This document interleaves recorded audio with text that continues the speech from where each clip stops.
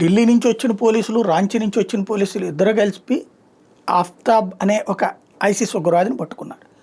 అట్లాగే ఇక్కడ మన దగ్గర ఉన్నటువంటి ఏదైతే తెలంగాణ ప్రాంతంలో ఉగ్రవాదానికి లింకులు ఉన్న వాళ్ళని పట్టుకుంటున్నారు. మొన్న ఆ మధ్యన విజయనగరంలో చూసాం, అట్లాగే ధర్మవరం దగ్గర చూసాం, అట్లాగే నంద్యాల దగ్గర చూసాం.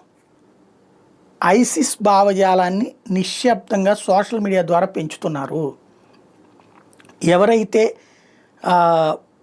హిందువుల చైతన్యాన్ని, హిందువుల ఉన్మాదంగా చూపించేటటువంటి శక్తులు, హిందువుల యొక్క ప్రశ్నల్ని ముస్లింల పట్ల వ్యతిరేకతగా చూపించేటటువంటి శక్తులు, వాళ్ళకి సపోర్ట్ చేస్తున్నటువంటి మీడియాలు, వాళ్ళకి సపోర్ట్ చేస్తున్నటువంటి రాజకీయ నాయకుల ఫలితంగా ముస్లిం యువతరాల్లో ఒక అసంతృప్తిని రగిలించడంలో సక్సెస్ అవుతున్నారు.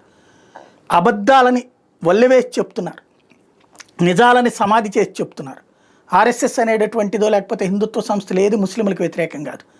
ముస్లింలకు ప్రత్యేక హక్కులు ఉండడాన్ని అంగీకరించు, క్రైస్తవులకు ప్రత్యేక హక్కులు ఉండడానికి అంగీకరించు, అందరికీ సమాన హక్కులు కావాలని కోరుకో, నాతో సమానంగా నువ్వు ఉండు అంటున్నాయి. అది తప్ప ప్రత్యేకతలు ఏంటి అంటున్నాయి. ఎక్కడైనా సరే మెజారిటీ వర్గానికి ప్రత్యేకతలు ఉంటాయి, మన దేశంలో మైనారిటీ వర్గానికి ప్రత్యేకతలు. దాన్ని అది కరెక్ట్ కాదు, మనందరం సమానంగా బతుకుదాం అంటున్నారు. నీ పెళ్ళి నీ ఇష్ట ప్రకారం చేసుకుని, నా పెళ్ళి నా ఇష్ట ప్రకారం చేసుకుంటా, నీ విడాకులు నీ ఇష్ట ప్రకారం చేసుకుని, నా విడాకులు నా ఇష్ట ప్రకారం చేసుకుంటా. కానీ మహిళ హక్కు నీ మహిళకైనా ఒకటే ఉండాలి, నా మహిళకైనా ఒకే హక్కు ఉండాలంటున్నారు. ఇది బాధ్యతాయుతమైనటువంటి ఆలోచన.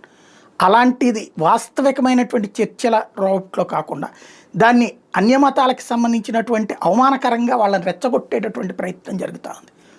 దాన్ని కంట్రోల్ చేయాల్సిన అవసరం ఉంది.